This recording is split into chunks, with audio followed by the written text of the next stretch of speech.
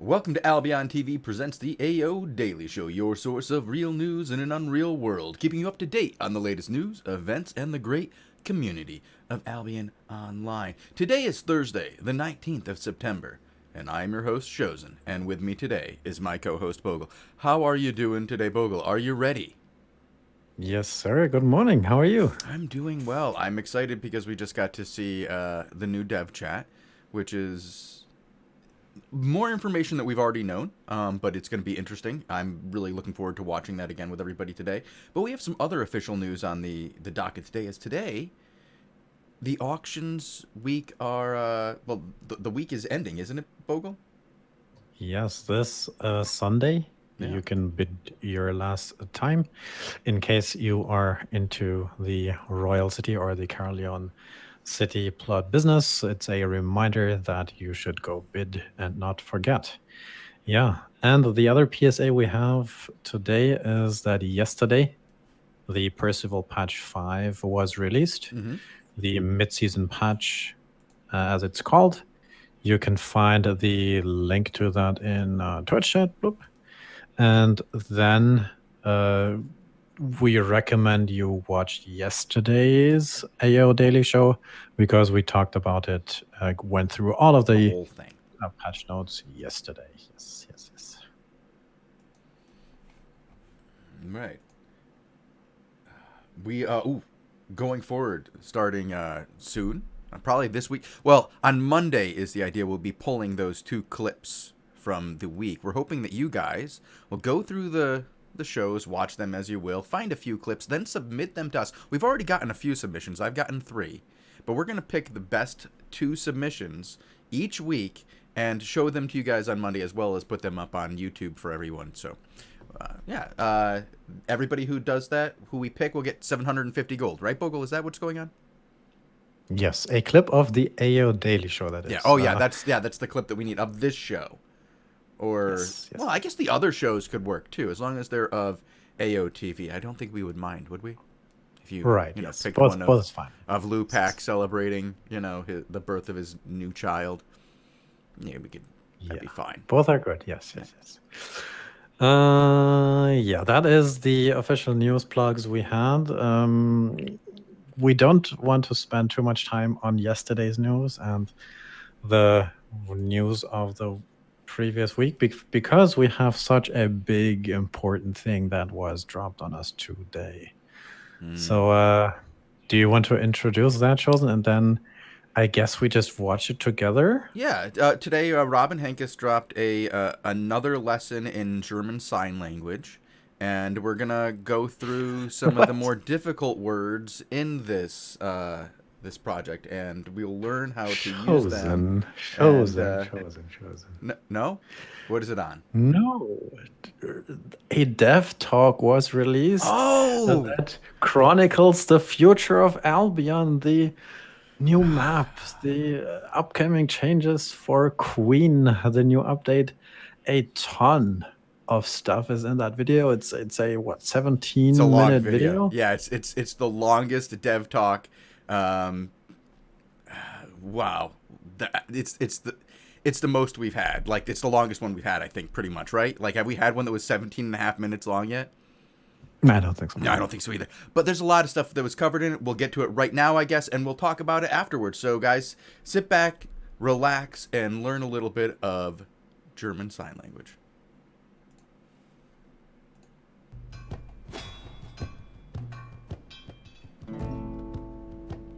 Hello and welcome Albion community to another Albion Online Dev Talk. Today I want to talk about how we're proceeding with the Outlands rework that we first mentioned during the Oberon roadmap and that I last spoke about during the Season 7 Dev Talk. Of course we have exciting other stuff coming in our next content update, but today I really want to focus on what you will be seeing in the next content update, codenamed Queen, with respect to the Outlands rework. So there's 5 major improvements to talk about today. The first is an entirely new Outlands map. The second is the ability to place hideouts, secret bases for your guild, anywhere in the Outlands giving you a way to actually live deep in the world of Albion. The third is an entirely new method of territory control, replacing the current GVG system with a system where all players of the guild can contribute to the battle. And the fourth is giving the 5 versus 5 players a meaningful replacement for the territory control fights with an expanded Crystal Realm battle system. And fifth and finally is Zerg debuffs and the Smart Cluster queue, 2 ways of dealing with too many players in the same area or reducing the attractiveness of just bringing massive armies to a fight. We have a lot to talk about, so let's get started. So when we first designed our current Outlands, the idea was to put as much separation as possible between the lower parts of the Outlands and the higher parts of the Outlands. And the idea was to basically have the strong guilds play in the high-end Outlands and have the weaker guilds be as much removed from them as possible. In reality, this didn't quite work out that way. A lot of the stronger guilds actually settled in the lower end areas, and it turned out to be not that important. On the other hand, though, it made the players who were controlling the higher end Outlands quite hard to challenge because they were not attackable that easily, being perched in the corner of the map. So the new design of the Outlands completely changes this. The idea here is that all the valuable areas, the most exciting areas where you'll find the most valuable resources, the most season points, etc., will be found towards the center of the Outland map, leaving anyone who is trying to control these areas open to attack from all sides. In addition, of course, this rework of the map is an opportunity for us to revisit a lot of other design principles about the map. We'll look at the resource distribution, we'll look at the distribution of valuable objectives such as treasure sites and castles and all kinds of other things, and even the design of the maps themselves. The biggest notable change will likely be that we will be changing the number of territories in each map or in each zone from typically 2 around now to a single one.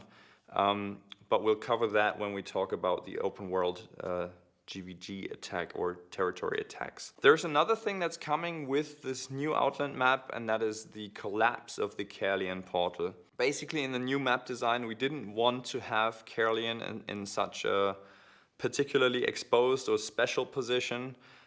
So the access to the new Outlands map will be only through the outer cities on the Royal Continent, and the Outland portal in Caerleon will collapse, leaving us to, or giving us an opportunity to revisit Caerleon in a later update, and we have some pretty exciting plans for it when it comes to the Royal Continent play that will launch later next year, hopefully. Now, the second feature we need to talk about, because it plays very closely with the map, are the hideouts. You may have heard us talking about the hideouts before, and honestly, we're really excited about them. The hideouts are basically buildable bases that guilds can place anywhere in the Outlands and can establish a home for themselves there. They're no longer tied to needing predefined building grounds. Instead, they can just find a free slot in the world or a free bit of space in the world where they can place such a hideout. So how do you have to imagine this? Well, the hideouts start as a hideout building kit, which is a craftable item, and it's probably going to be quite heavy, so you need to transport it to a particular location where you want to place your hideout. Once you've placed it there, the hideout will start out as a construction site, and there will be a short period in which you have to defend this construction site before it becomes invulnerable. It then spends about a day being non-attackable, and just before it finishes construction, it will become attackable again until it is then an established hideout. Now, if it's attacked in the meantime and destroyed, it just doesn't ever finish. And the reason for this is that we want to prevent guilds from using hideouts aggressively, sneaking it into the territories of their opponents and having a base in their backyard, essentially, without a means of defending against this.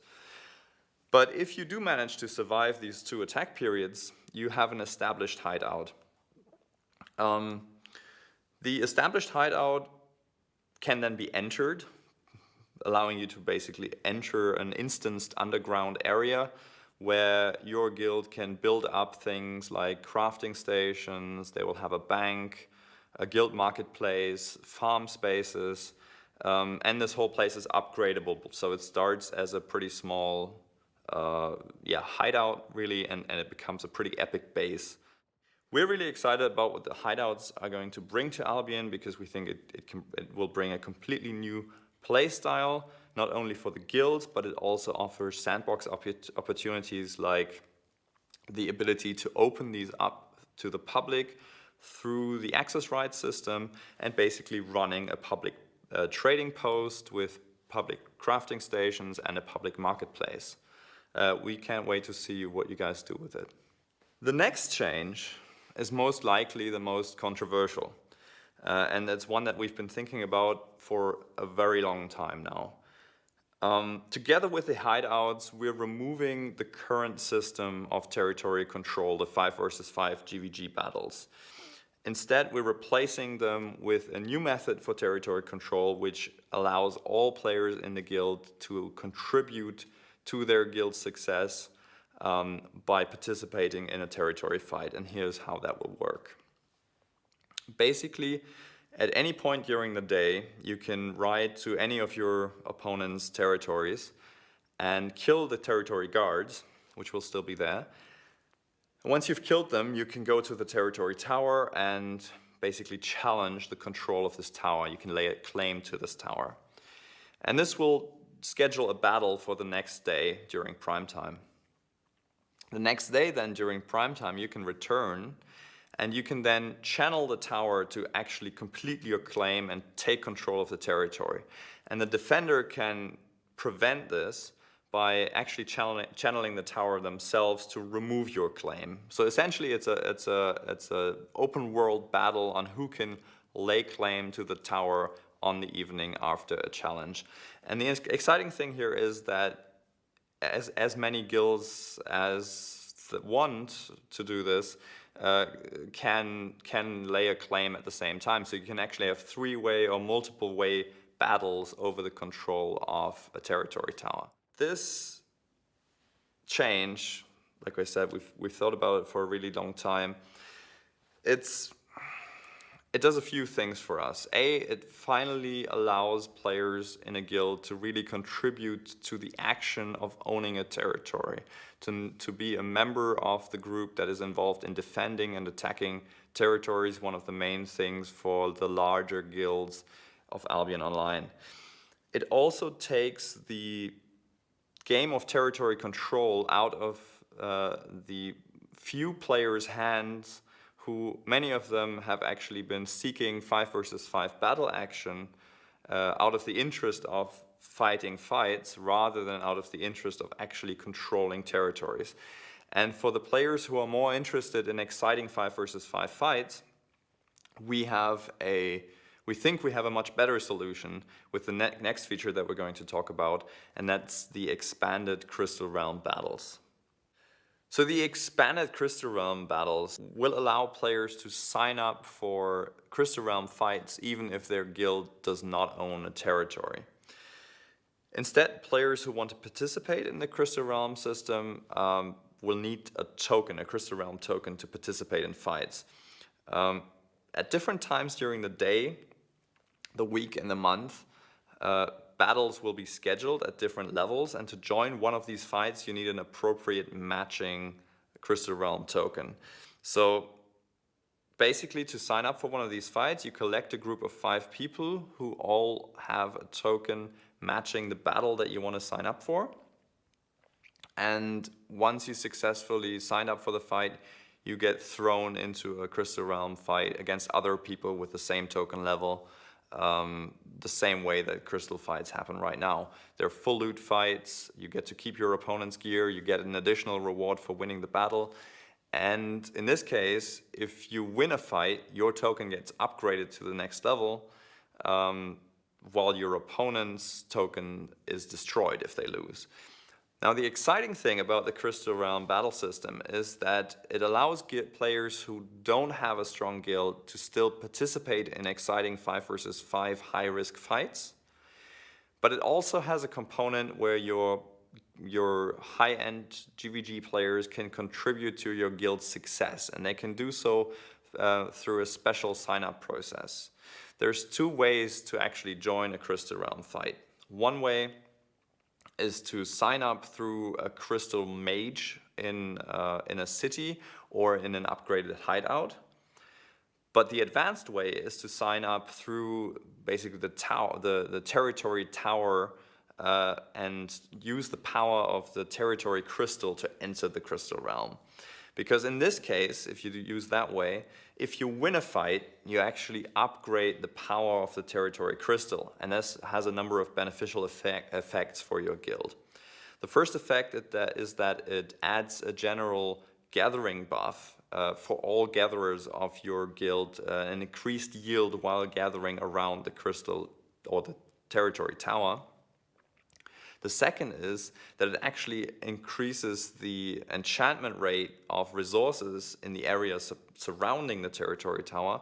And on top of that, it actually buffs the guards with the power of the crystal, so it makes it much harder for your opponents to kill your guard and challenge control of your territory in the open world. So GVG-minded players and GVG teams that exist in guilds really have a cool way to contribute to the strength of the territories that their guild owns and be an important asset even in the new territory control system for their guilds as they were before. Finally, let's talk about the Zerg debuffs and the smart cluster queue. So with so many features coming that have battles that are resolved in the open world, you're certainly wondering, how are we going to deal with so many players wanting to come to these massive battles? And there's 2 answers to this. One is the smart cluster queue system.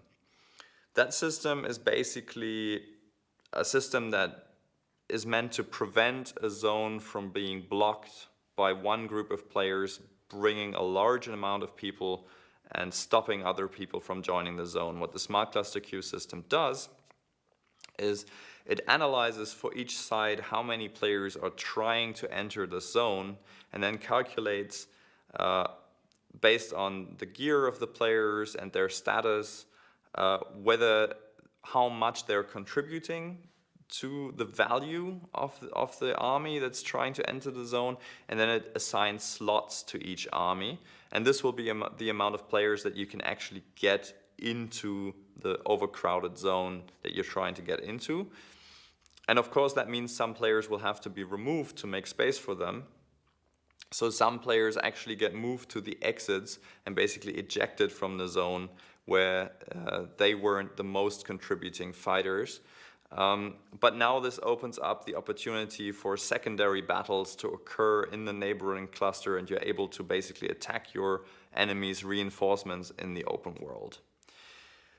Now, of course, that's not the simplest system, and it doesn't, it would be much better to just have the ability to have massive battles with infinite number of players, but unfortunately that's technically pretty much an impossibility.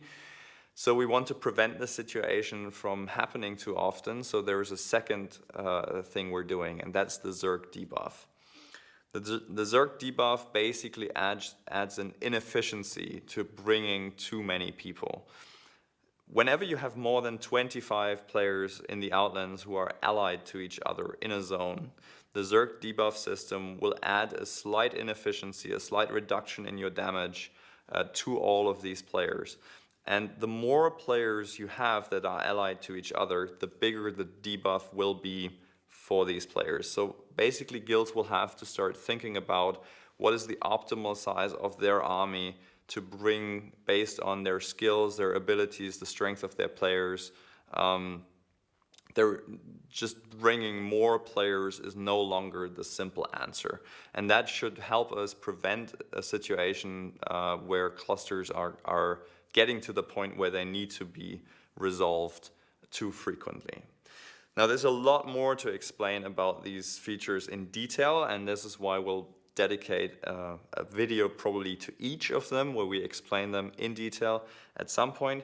But for today, I hope I've given you an overview of how the Outland gameplay of Albion Online is going to change, how we're in for a completely new experience of living in the Outlands and fighting for territories.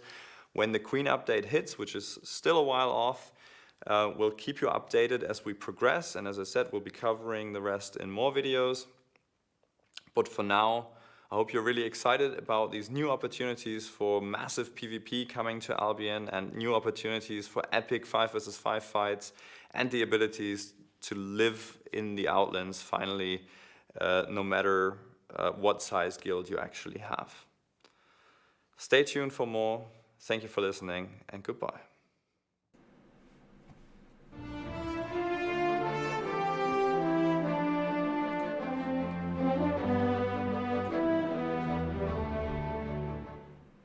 Well, that was quite a dev talk there. It was very interesting. I enjoyed it, for sure. It's all information that many of us knew. If you are a member of the Roundtable, or if you follow this show, you'll know that a few months back, well, actually, it's not a few months back. It's like a month and a half back. There was a leak on the Roundtable that went to Reddit, and it disclosed a lot of this information. And then they came out and... How do I say this? Like, they expanded on it to this information that we had here, showed that to the people on the Roundtable, and we were actually able to show that to you guys. We got permission to show that. Oh, did I miss the end? Was there something at the end, Panda? Is there like one of those Avengers style things at the end? Oh, yeah. You mentioned it. We sort of knew a bunch of this already. I didn't see any of the Hobbit house artworks yet. That was pretty cool for me personally. Oh, there is an Avenger style ending here. Hold on. What? Okay. Yeah, there's something at the end. I didn't stick around to the very end. Hello, Albion community. Welcome to this Albion Online Dev Talk. Did we already start recording? Okay. I thought we were still kidding here. Oh. Oh, guys! Turns out this was all a joke. It's not actually happening. He was kidding, apparently. No. That was, I like that little outtake at the end. That was cool. I think it's a little bit of character. Yeah. That's nice to see. Yeah. Yeah, but I was just going to repeat sort of more or less what you said, that we had discussed a bunch of this information, but I'm very glad it's finally out there now in a summary form. And what we will assume to happen over the next few weeks is that we get the details on each of these for discussion, with the accompanied video. So with a lot of the details, because there's like 25 elephants in the room, that we now need to figure out a good zookeeper method to prevent them from smashing all the glass. So yeah, I'm very much looking forward to that time to be able to dissect all of this information and go through it with you here on this show. Yeah, I'm looking to getting a full dev talk on each one of these, because I think some of these deserve more time. Like, we just don't have, like, they didn't go into how they're going to make this smart cluster queue work. So I hope we get a little bit more time on that, because there is a lot into it as to how it works, and I hope that they can really fill that out. And the cluster queue and the battle confusion, or the what would they call it? The ZVZ debuff there. Yeah. I think, as you said, there's so much in this that he rightfully says, after making a 17-minute video on YouTube, that they have to make 5 more. So that should tell you a little bit of the scope of what they're trying to do. And of course, we are all limited by our attention spans, and YouTube has the famous 5-minute one. So what we will do here on the show is we will go through as they release them and discuss them with you further. But since it's Thursday, I have a little thing that I wanted to end the show with today that I want to do because it's Thursday, Shozen. Mm-hmm. And on Thursdays, we usually do our economic the market themed watch show. Yes. But because this video was so big, so important, we had to play it today. Mm-hmm.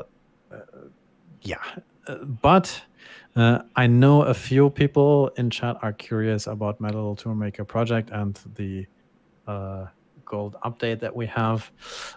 Just briefly for the gold, we see a little rise in the last few days back to 3,700-ish.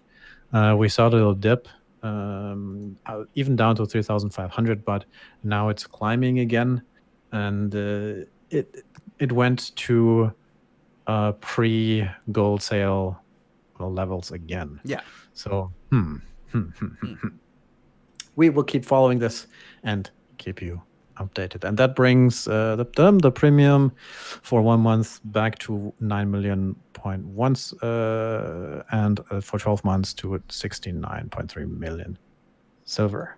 But now I want to talk about my toolmaker because I want to talk about it. Let's do this. This might be the last one, Bogul. As we've mentioned before, by the time next Thursday rolls around, you'll have either won or lost your bids on this plot. You'll have gone through your first auction as an owner. Right. We mentioned it at the beginning of the show. It's currently auction week. And what I decided to do about 4 weeks ago was I wanted to make a public knowledge project to provide some information in regards to the toolmaker, because there was always so much discussion on what the actual values are, and there was so little data available. So I thought it would be cool. And this time has now come to sort of an end because we have been running 4 weeks. The auctions are on Sunday. Sunday should decide whether or not I will keep or lose this plot. As you can see now on Twitch, I made a little sheet where I noted down the tax rates per day, the daily silver pickups, how much food I put into the plot, and on the right side, how much I spent to acquire that plot. It boils down to me investing about 110 million silver to acquire that plot, meaning to get the plot and to build the toolmaker on this. And then if you subtract the amount of silver I spent for the food and the amount of silver I collected through taxes, I end up having about 15.5 million silver profit. Now that profit is very low if you just look at this in this situation here. But now the challenge is whether or not I made a mistake, right? Mm-hmm. Did I spend too much on buying food? Did I spend too much on buying stone? Could I increase traffic to generate more taxes? Could I choose a higher tax rate? A bunch of adjustments that could be possible in my scenario. But I think that is about what you could expect in other situations as well, especially since I have a very good location of that toolmaker. It's very close to the center of town, so I can expect that it has one of the higher traffic volumes that it would get compared to other locations. Now, that said, something that is not on this sheet is the amount of tier 8 stone blocks I will have to spend to repair this toolmaker if I keep it. And if you put that together, that's another 1.7 million silver.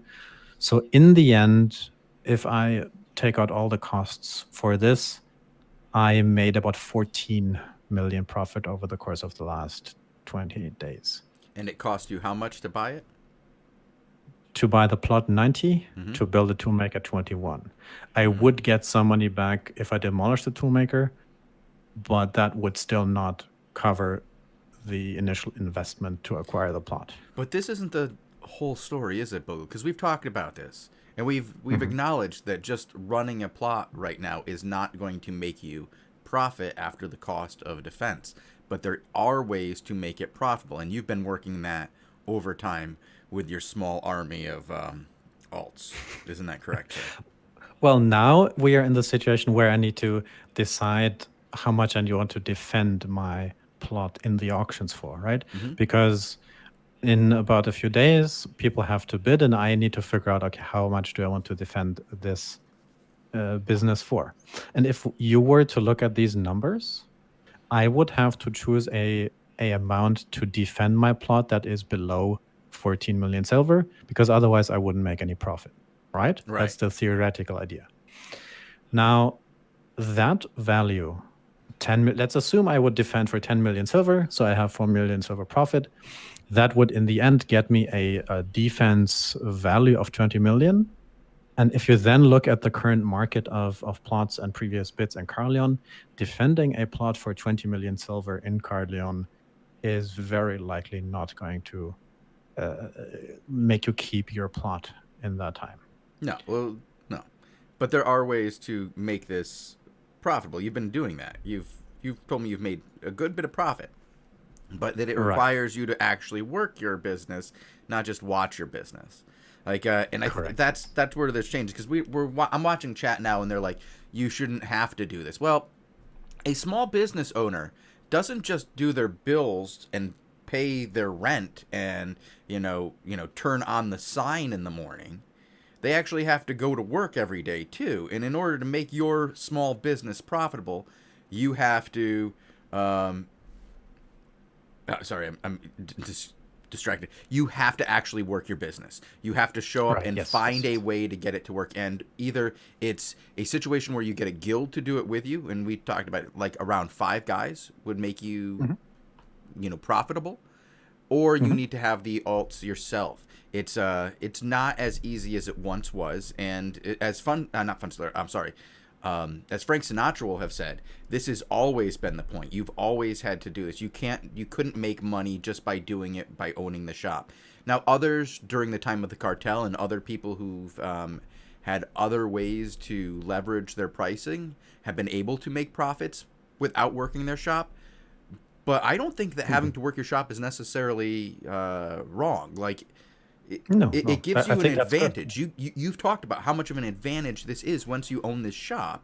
You can make really good money if you work it hard. Right. So let's assume you're looking at these numbers and you're trying to figure out, okay, how can you utilize this to cover your costs and actually to make profit?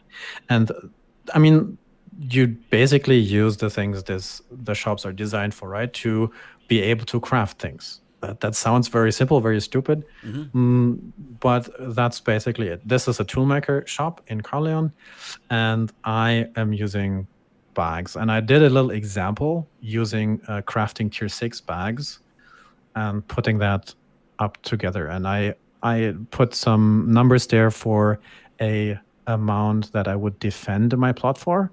And then I broke that down as to how much you would have to upcharge your bag over the course of the month to generate that additional defense revenue and your potential profit. So if you want to pull the other one up on the screen too, you can see it there. But basically on the low end, let's say you have one character that is a maxed out crafter for bags.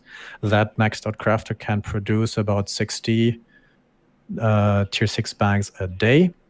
And you're looking at potentially defending your plot for 20 million silver.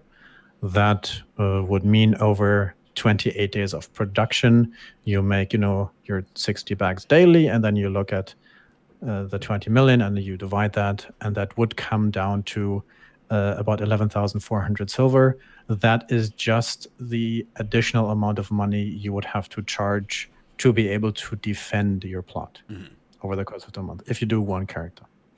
And then the interesting thing happens as soon as you add more characters or more friends. Yeah, to Bogul, that. your friends are your viewership is losing its mind. 60 bags, 60 bags a day, Bogul. They're losing their business here. 10,000 focus, one tier 6.0 bag is 160 focus cost on a maxed out crafter. And that is using your daily focus you get. This is not even making more, right? This is just using focus. Now, that said, if you are clever about market fluctuations, you can even profit in the back market currently without using focus. But that's not the point. The point is that if you are in a competitive market, when you have to use focus to do your production. And my point that I wanted to make before we have to end this discussion is that with one character, just using focus, making bags, you would have to upcharge that price by 11,000 silver. And that is very closely in the realm of possibilities. Actually. How much? However, okay. That said, if you do the other extreme and you want to defend your plot for 50 million silver and you have 10 friends who use that and makes each 62 bags a day, then you only would have to upcharge your bag by 2,800 silver per bag. And that is very, very possible. And so, like, when you say upcharge, that's actually how much more over cost you have to do it. That's how much more over the cost you'd have to, charge. How much of your profit actually would go to defense, because you make a lot more than 28,000 per bag on a T81 bag profit, right? You were telling me you make a pretty good profit. Yes, because I don't only have 10 friends. I have a few more friends, and 50 million. 2,500 per tier 6 bag. It, for me personally, based on my math, is very much in the realm of possibilities, and I could even go higher. So, this is for T6. Okay, I thought you were talking about with your T8s. Because with your T8s, how much do you roughly make per T8 when you sell one? Profit. That goes into business secrets. Okay. Guys, if you don't notice, I am riding around on my pony finally, as I've made a promise to Bogul not to reveal his business secrets as to how much he's actually making here. So it's a little bit of profit. He's doing okay with this. You can make this profitable, guys. So I know that some of you are like, no, nobody is making profit. You're just proving this is not profitable. Rawr. He proved to me that it was profitable, and he's bribing me not to tell you guys how profitable it is, so that you don't steal his money. The main takeaway is that a few people need to band together, and if you don't have friends, a few alts need to make this happen, to run and to profit off a shop in Carleon, if you have reasonable defense cost, and if you can utilize all of your focus. Right, as soon as you have the situation where, I didn't use my focus for 2 weeks, the whole thing almost blows up already. Or if you have other issues with utilization and using the 15% resource return rate there, then you're running into trouble. But if you have a small guild, if you have a few friends, then this is very much possible. But the real kicker is how much you want to defend your thing for. Yeah, that's when. And this is something I can't wait to see. Yeah, that's also. You told me this is where the math goes out the window and other things start coming into. The speculation really comes in. Like, how much do you think other people are going to bid? What is your upper limit? What is your bet? You have to basically bet what you think, because anything you. If you can get a nice low bid on it, lower than you need, what you want to do, you can actually, that turns into profit later. It's money you didn't have to bid now. So it'll be interesting. Or let's assume you are fairly straightforward with your bidding, right? And because it's a signaling way of telling people what you assume you made over the month, sort of, right?